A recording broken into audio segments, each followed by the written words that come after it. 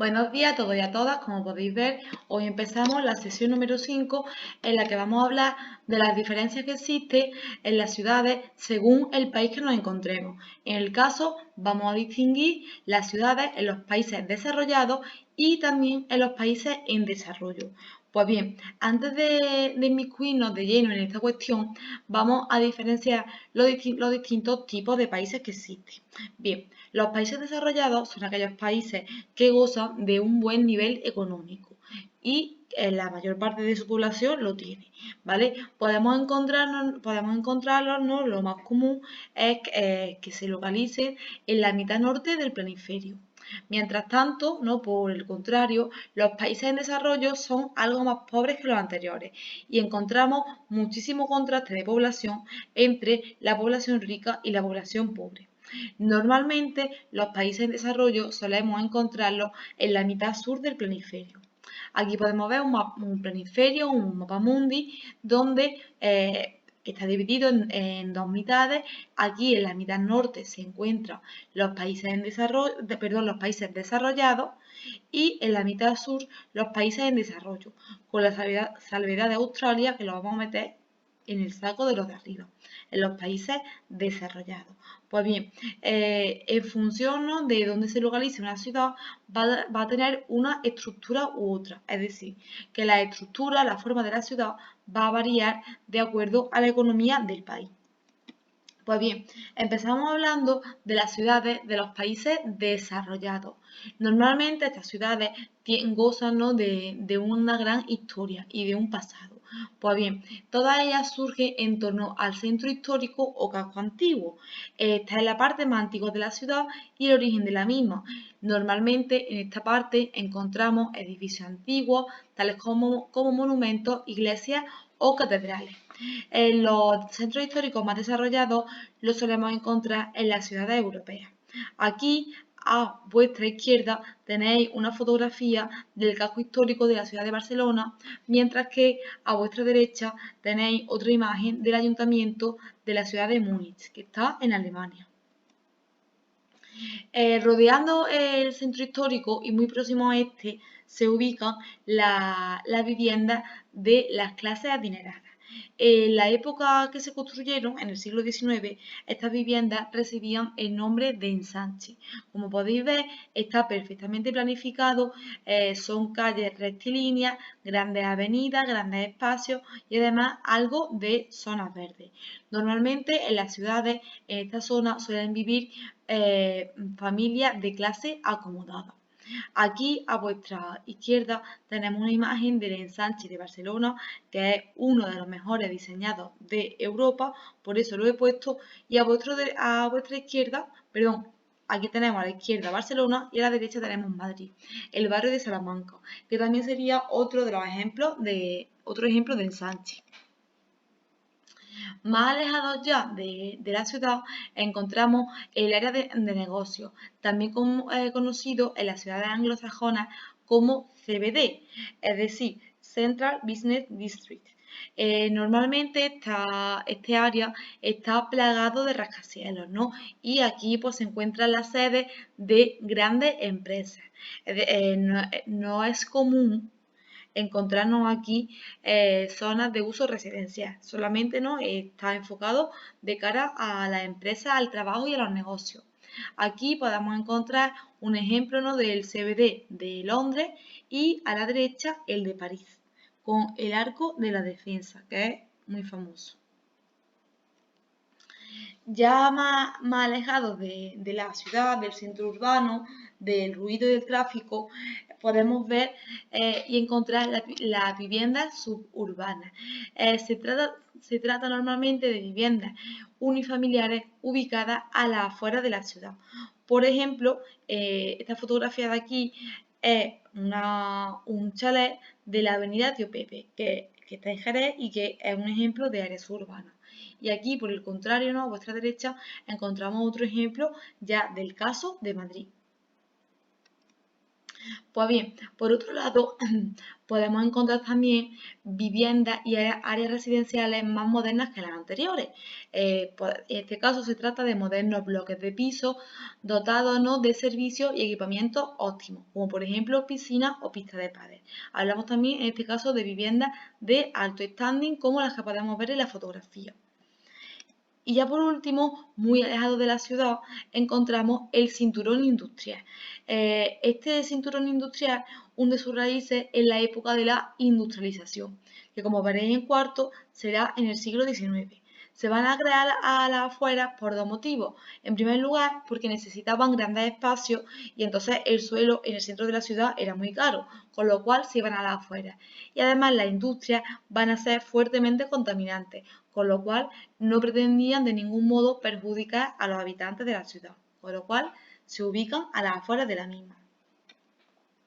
Pasamos ahora a ver las ciudades de los países en desarrollo.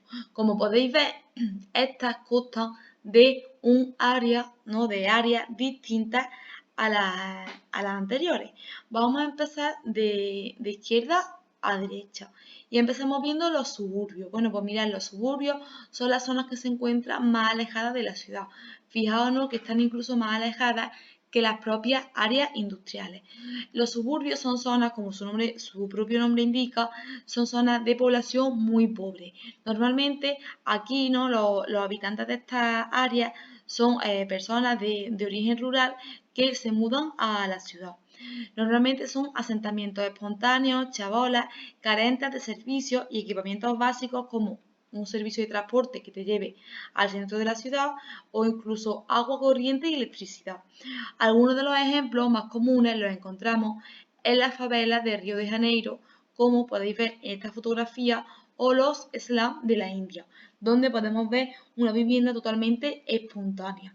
¿Vale? Esta fotografía es bastante reciente, lleva mascarilla y no es por casualidad, es porque el coronavirus también ha llegado a esta zona. Uno de los ejemplos de suburbios más destacados es Villa Miseria. Se trata de un barrio marginal que encontramos en Buenos Aires, capital de Argentina. Aquí podemos ver, ¿no?, el contraste que existe entre una ciudad perfectamente urbanizada, moderna, con rascacielos y altos edificios, y justo al otro lado de la carretera podemos ver esta enorme miseria, ¿no?, valga la redundancia, de chabolas y viviendas muy mal construidas, por supuesto, ¿no?, carentes de cualquier equipamiento que podamos encontrar en una vivienda de nuestra ciudad. Si nos vamos ya acercando al centro de la ciudad, tenemos el área industrial. Normalmente no son polígonos industriales que se localizan a las afueras de la misma. En este caso, encontramos las sedes de fábricas internacionales que se trasladan allí por cuestiones fiscales, es decir, porque pagan menos impuestos y también porque a los trabajadores se les exige un menor salario. Aquí tenemos, ¿no?, dos ejemplos de fábricas textiles en países asiáticos. Y es que si miráis la etiqueta de cualquiera de vuestras prendas de ropa, vais a poder ver que están elaboradas en China, Camboya, Taiwán o algún país de África muy pobre, aunque sea de una empresa española como por ejemplo Zara. Pero es que Zara, para pagar menos impuestos, traslada su sede allí y además a los trabajadores les paga un salario mucho más ínfimo que si fuesen trabajadores españoles. Si por lo que sea te interesa esta cuestión, puedes hacer aquí clic aquí para ver un vídeo muy interesante. Como podéis vernos, en esta fábrica la población está hacinada, concentrada y las condiciones de trabajo no son las más óptimas ni tampoco son higiénicas.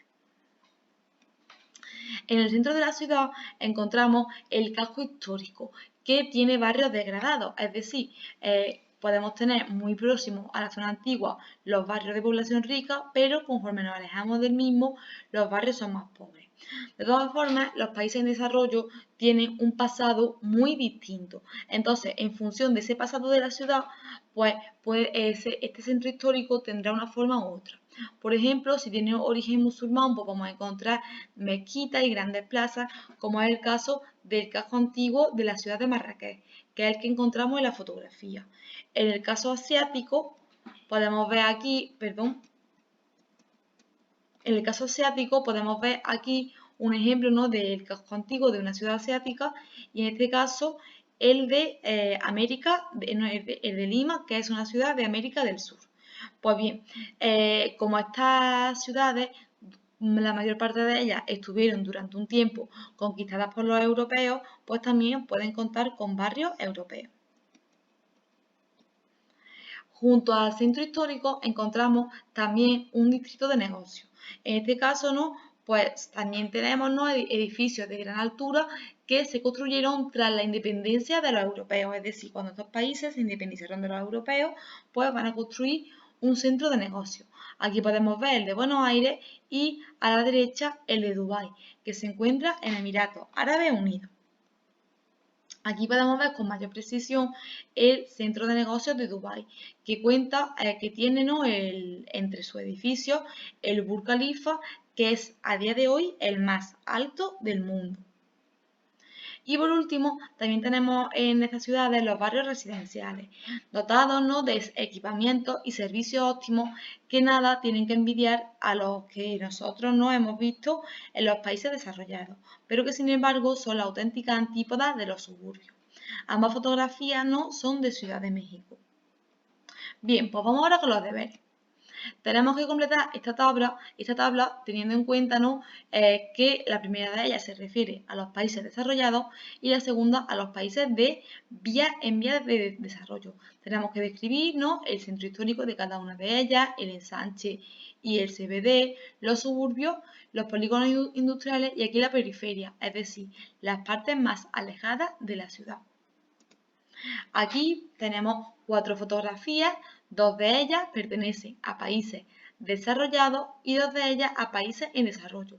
Pues decirme a qué parte de la ciudad corresponde. Parte de todas las que hemos visto aquí y se han explicado. Pues bien, hasta aquí la clase de hoy. Por favor, cualquier tipo de duda, comentadla por claro.